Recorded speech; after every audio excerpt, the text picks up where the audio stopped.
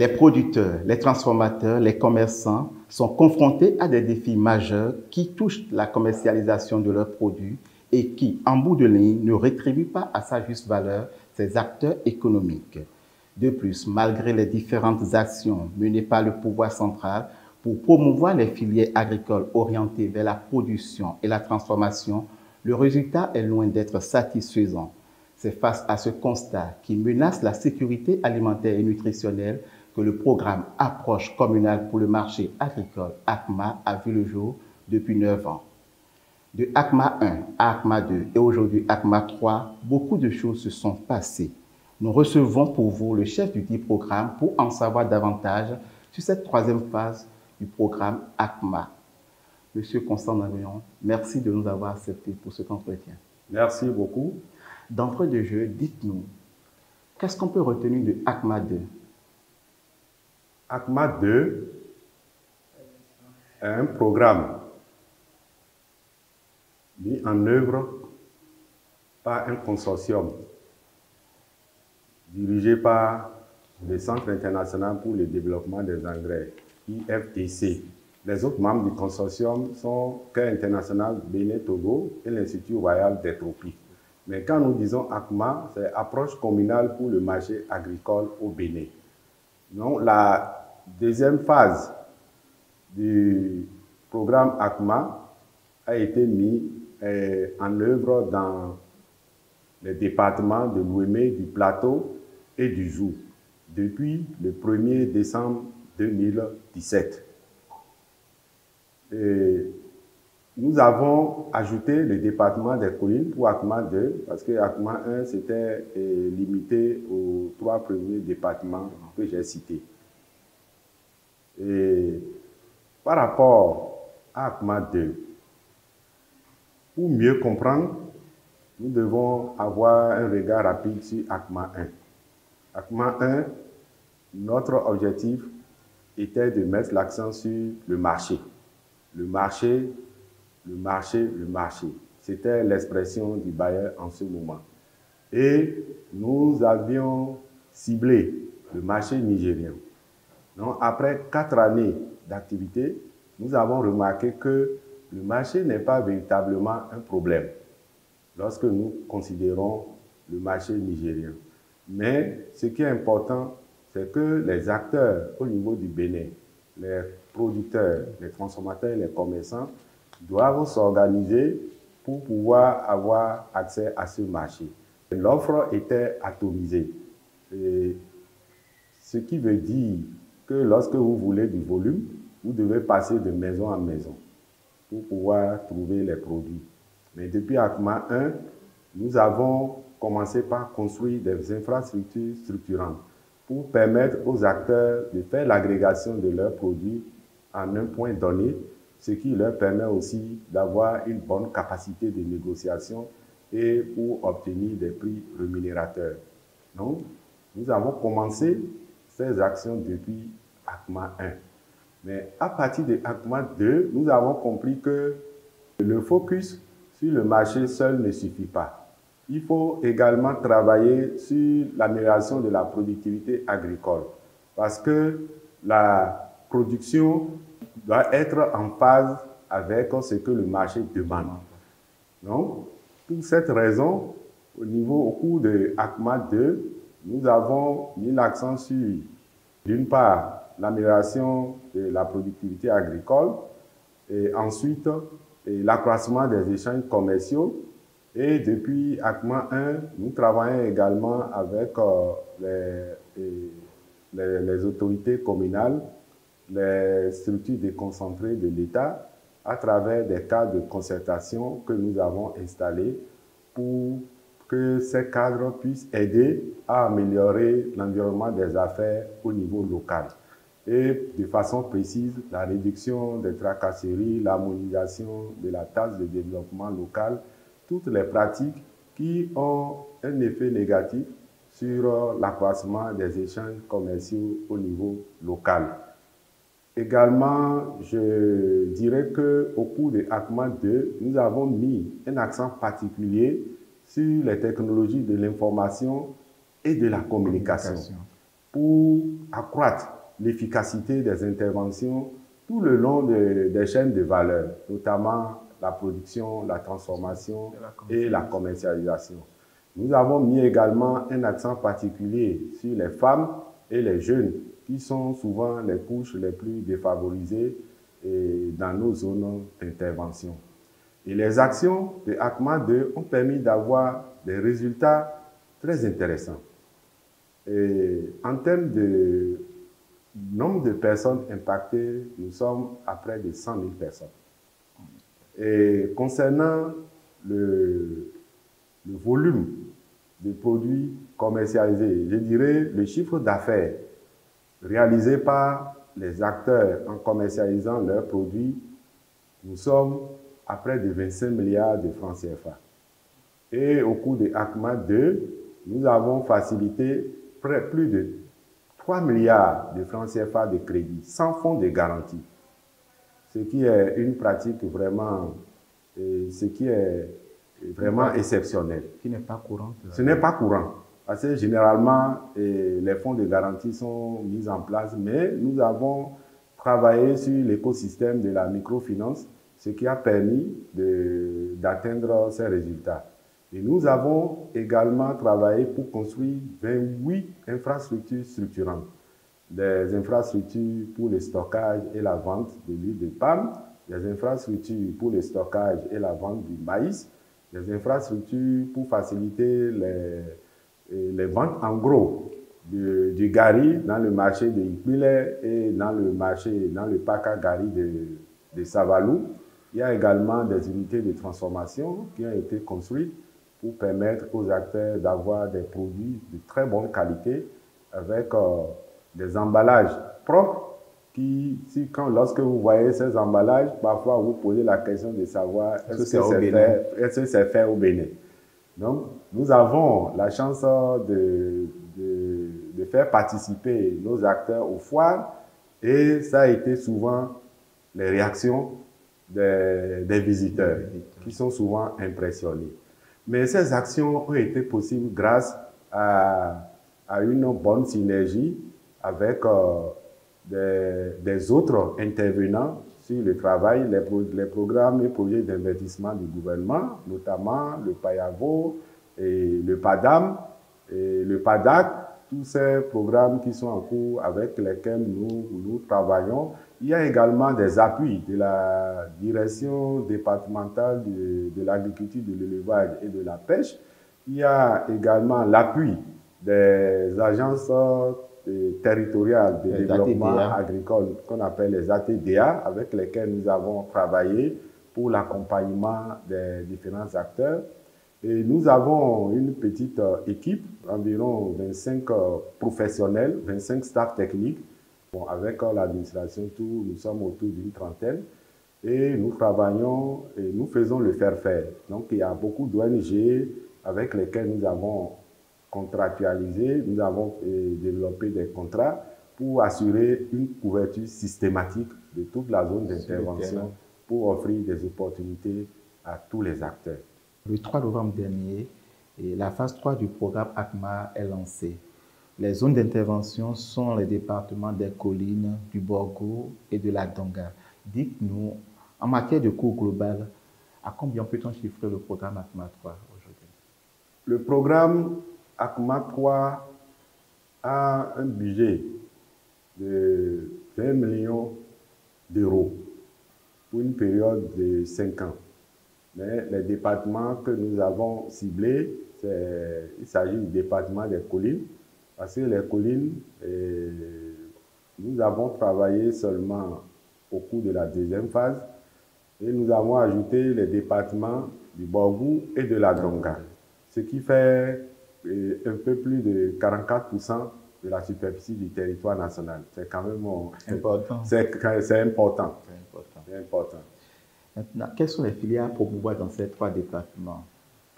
Dans ces 3 départements, nous avons ciblé le maïs, le soja, le manioc et ses dérivés.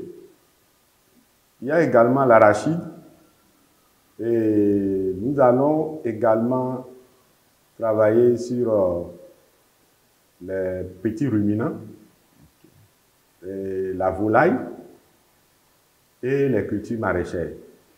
Bon, les petits ruminants et la volaille, ce n'était pas dans ACMA 2. Donc ça, c'est une nouvelle filière. Nous devons vraiment nous organiser pour relever vraiment les défis. Mais pourquoi cette nouvelle filière? Oui, il faut tenir compte des potentialités de chaque zone. Parce que dans le septentrion, l'élevage est très important. Et nous avons compris également que lorsque vous prenez l'élevage de la volaille, ça cadre un peu avec les objectifs des jeunes. Il y a beaucoup de jeunes qui s'investissent dans ces activités-là, surtout les activités qui apportent rapidement des revenus. Et il y a également les cultures maraîchères qui apportent rapidement des revenus. Mais pour les jeunes, c'est difficile de faire un champ de maïs, attendre 4 mois pour récolter et attendre encore une année, et après une année encore pour semer. Donc pour les jeunes, il faut des activités qui donnent périodiquement des revenus monétaires. Et quelle est la cible de ACMA 3? ACMA 3, nous avons visé une cible plus diversifiée que la cible de ACMA 2. Parce que ACMA 2, nous avons seulement ciblé les acteurs des chaînes de valeur, c'est-à-dire les producteurs, les transformateurs et les commerçants. Mais quand on parle, sachez que c'est à la fois hommes et femmes, hein, parce que le français crée parfois... Voilà, lorsqu'on dit producteur, il faut comprendre aussi les productrices, les transformateurs, les transformatrices. Voilà, et les commerçants et les commerçantes. Surtout, les femmes sont sur les maillons transformation et commercialisation. ACMA 3, nous avons ajouté également ceux qui offrent les biens et les services, notamment tous ceux qui sont dans la production de semences, ceux qui vendent les semences, ceux qui vendent les intrants, et je vais dire les engrais minéraux, les biofertilisants, les herbicides, et également tous ceux qui vendent le matériel agricole et ceux qui offrent le conseil agricole aussi. Pourquoi? Parce que nous avons remarqué à la fin de ACMA 2 qu'il faut nécessairement que les acteurs soient connectés à ces fournisseurs de biens et services pour des questions de durabilité. Parce que quand le programme va se retirer, il faut qu'il y ait des acteurs qui puissent continuer d'offrir ces services et des acteurs qui sont bien et des services qui sont bien connectés aux acteurs qui sont dans la production, la transformation et la commercialisation. C'est une manière d'attaquer le changement de façon systémique. Ceux qui produisent directement la richesse, ceux qui facilitent la production de la richesse, ceux qui offrent les biens et services, ainsi de suite. Maintenant, à quoi doit s'attendre cette cible que vous avez choisie en matière d'accompagnement? En matière d'accompagnement, c'est là où nous avons ciblé les ambitions de ACMA 3. Pour le moment, nous parlons d'ambition. Et pour réussir dans la vie, il faut avoir des ambitions. Et en termes de notre indicateur de portée, c'est-à-dire le nombre de personnes que nous voudrions bien impacter, nous avons ramené la barre très haute. Nous avons mis près de 200 000 personnes à impacter. Bon, bien vrai, nous allons mettre l'accent aussi sur ceux qui sont touchés indirectement. Mais c'est une cible. Nous avons la chance d'avoir, au cours du lancement officiel de ACMA 3, et le ministre de l'Agriculture, de l'Élevage et de la Pêche, et son Excellence a dit que le nombre de personnes que nous voulons impacter, ne parlons pas de personnes touchées indirectement, nous parlons de personnes directes. Il voudrait bien que ça soit 200 000 personnes que nous essayons de toucher directement. Donc vous voyez, ACMA 3 est très ambitieux et cela nous appelle à à la responsabilité. Cela nous appelle à réfléchir et vraiment pour développer des stratégies afin d'atteindre nos résultats. Il y a d'autres ambitions. Nous avons promis un chiffre d'affaires de près de 50 milliards de francs CFA pour les ventes des produits agricoles et également des intrants, puisque la cible a été diversifiée. Il faut également cibler la production de la richesse qu'on crée au niveau de ceux qui offrent les biens et les services. Nous avons promis la création de 5 000 emplois, tout au niveau des jeunes. Au niveau des jeunes, il y a également près de 80 000 hectares de terres qui sont cultivés de façon éco-spécifique. Mais comment les populations peuvent bénéficier de cet accompagnement? Comment ils peuvent arriver à bénéficier de cet accompagnement? L'accompagnement de ACMA 3 est ouvert. Ce qui est intéressant pour nous, une bonne organisation des acteurs nous facilitera beaucoup le travail. Donc, nous ciblons des acteurs qui sont au niveau des chaînes de valeur. Pour avoir des résultats, il faudrait que ces acteurs soient organisés. Donc, nous allons accorder une priorité aux structures organisées. Lorsque les acteurs sont dans notre champ d'action et qu'ils ne sont pas organisés, nous allons les organiser. Nous avons l'expérience. Au cours de ACMA 2, nous avons structuré plus de 300 coopératives avec l'appui des ATDA et de la DDAEP. Parce qu'il y a des tâches régaliennes. Sans la collaboration avec les structures déconcentrées de l'État, nous n'allons pas pouvoir atteindre nos objectifs. Nous nous sommes positionnés comme des facilitateurs, des catalyseurs des changements systémiques. Je parle de systémique parce qu'il faut impliquer tous les acteurs qui sont pertinents pour avoir des résultats, pour pouvoir améliorer le revenu des acteurs et de l'amélioration des revenus, nous espérons bien une amélioration de la sécurité alimentaire et de la nutrition. Merci, M. Constant. Mais vous n'êtes pas sans savoir que nous sommes en train de traverser une période de crise alimentaire, nutritionnelle. Et à cela s'ajoutent les effets pervers des changements climatiques. Et quelle approche ACMA 3 pense développer pour que la population soit un peu plus résiliente face à tous ces enjeux? Oui, c'est une question pertinente. Cette question est au centre de nos réflexions. Parce que lorsque vous considérez les objectifs spécifiques du programme ACMA 3, le premier objectif spécifique parle d'une offre de produits à travers une approche qui garantit la résilience des acteurs. De façon concrète, toutes les pratiques que nous développons, il faut bien scruter pour voir si ça tient compte des questions liées au changement climatique. Est-ce qu'il y a une appropriation totale par rapport aux acteurs? Parce que nous voyons la résilience au niveau de la capacité des acteurs à faire face aux chocs. Lorsqu'il y a des chocs, est-ce que les acteurs eux-mêmes peuvent se débrouiller, si vous permettez le thème, peuvent trouver eux-mêmes des solutions? Donc, notre accompagnement doit permettre de transférer certaines capacités, certaines compétences pour leur permettre d'avoir cette capacité, cette force d'adaptation en face de toutes les circonstances. Il y a cet élément qui est très important. Mais également, les acteurs doivent produire davantage, mais également nous travaillons sur la nutrition, c'est-à-dire à travers les activités de transformation, les petites et moyennes entreprises qui s'occupent de la transformation.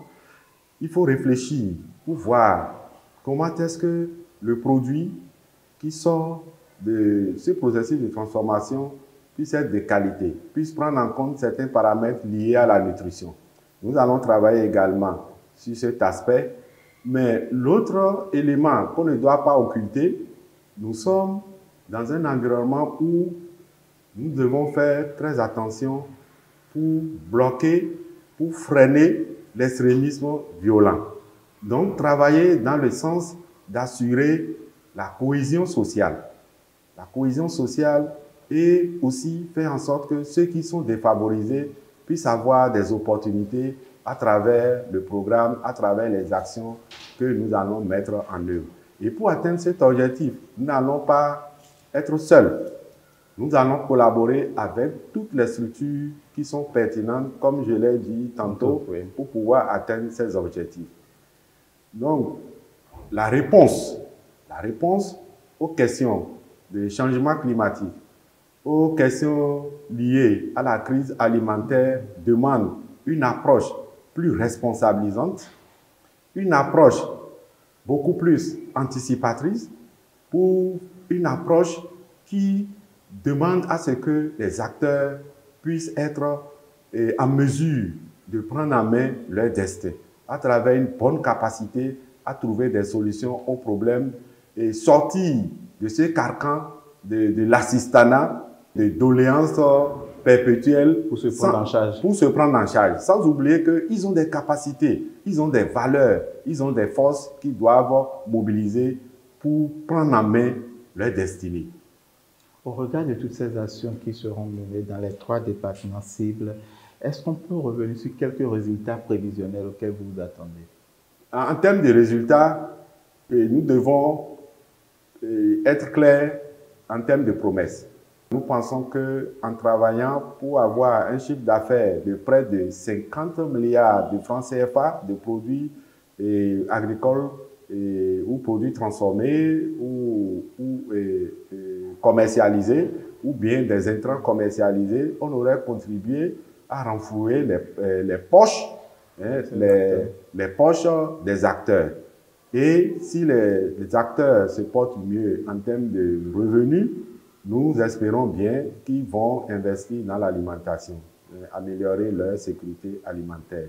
Et il y a un problème également, un problème émergent sur lequel nous sommes très sensibles, c'est l'employabilité des jeunes.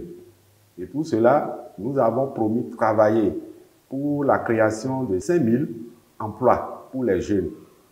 Quand je dis emploi, c'est emploi nouvellement créé. Nouvellement créé pour les jeunes. Ça, c'est un élément très important. Nous avons comme ambition de faciliter près de 5 milliards de francs CFA de crédit. Et nous sommes...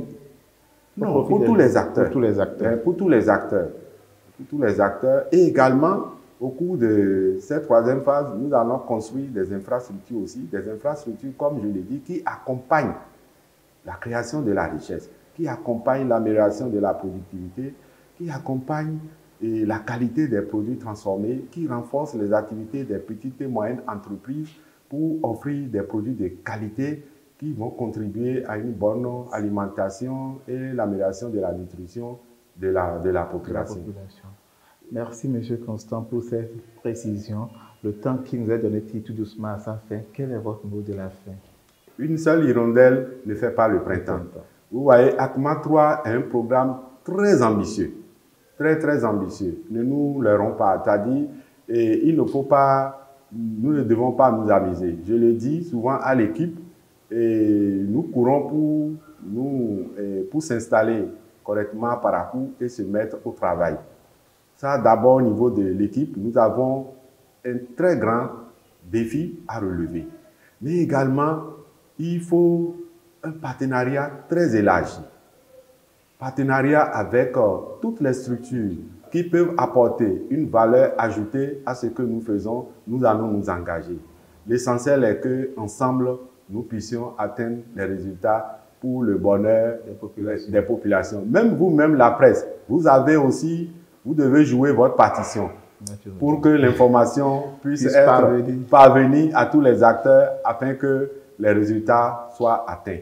Donc, Nous sommes vraiment très motivés et après 9 ans d'activité sur ACMA 1 et ACMA 2, nous sommes convaincus que nous avons tiré les leçons nécessaires et nous allons en tenir compte pour pouvoir avoir des résultats beaucoup plus importants pour ACMA 3.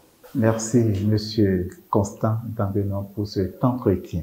Mise en œuvre par le consortium IFDC, KIT et CARE International Bénin-Togo, ce programme de IFDC, soutenu par le gouvernement béninois, est financé par l'ambassade du Royaume des Pays-Bas près le Bénin, à travers ces deux composantes que sont l'offre et la demande d'une part et l'approche communale d'autre part. ACMA 3 contribuera une fois de plus à l'amélioration de la sécurité alimentaire et nutritionnelle ainsi qu'à l'accroissement des revenus agricoles des populations des départements des collines, du Borgo et de la Donga les 5 prochaines années.